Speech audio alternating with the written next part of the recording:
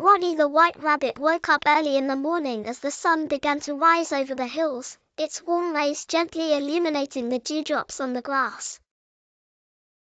Roni stretched his little legs and hopped out of his burrow, feeling the cool breeze of the morning caress his fur. The forest was quiet except for the soft rustling of the leaves and the occasional chirping of birds. Roni loved this time of day, when everything felt fresh and full of possibilities. He set out on his usual morning adventure, hopping through the forest with no particular destination in mind. His large ears twitched as he listened for any sounds that might indicate danger, but today everything seemed peaceful. As he bounded over fallen logs and wove his way through the tall grass, he thought about how lucky he was to live in such a beautiful place. He came to a small clearing where a patch of wildflowers grew, their bright colors standing out against the green of the forest. Roni couldn't resist stopping to sniff them. Their sweet scent filled his nose and made him feel even more energized. As he continued on his way, he came across a bubbling brook. The clear water sparkled in the sunlight, and Roni decided to take a quick drink. The cool water refreshed him and he splashed his paws in the shallow stream for a moment, enjoying the way the water felt against his fur. After a while, Roni noticed something unusual ahead. A large, old tree had fallen across his usual path, its thick branches blocking his way. He hopped closer to inspect it. The tree must have been knocked over during a recent storm, its roots still clinging to chunks of earth. Roni knew he could easily hop over the smaller branches, but the main trunk was too wide for him to leap in one go. He paused for a moment, considering his options. Should he turn back and find another path or try to find a way over the tree? After a moment of thought, he decided to give it a try.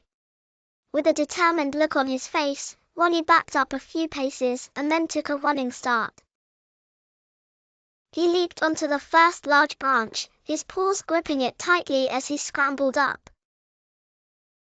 He carefully hopped from branch to branch until he reached the top of the trunk, where he balanced precariously for a moment before leaping down to the other side.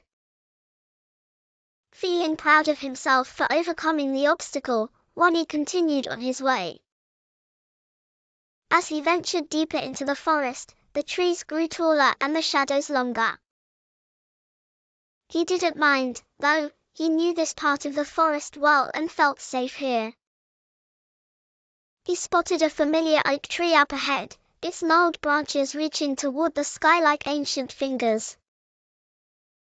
Roni remembered how he had once found a family of squirrels living in that tree. They had been friendly, sharing their acorns with him when food was scarce. As he passed the oak tree, Roni noticed something odd, a faint trail of smoke rising from behind a cluster of bushes. His curiosity piqued, he cautiously approached, trying to stay hidden. As he peered through the underbrush, he was surprised to see a small fire crackling in a clearing, and sitting by the fire was a creature he had never seen before. It was a fox with fiery red fur and sharp golden eyes. Roni froze, watching the fox carefully. Foxes were known to be tricky and cunning, and Roni knew he had to be careful.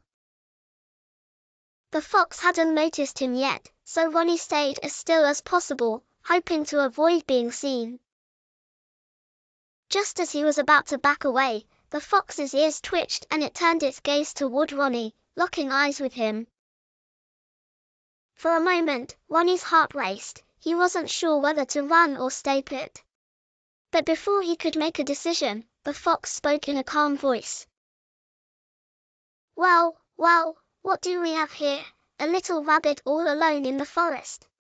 Roni gulped, unsure how to respond.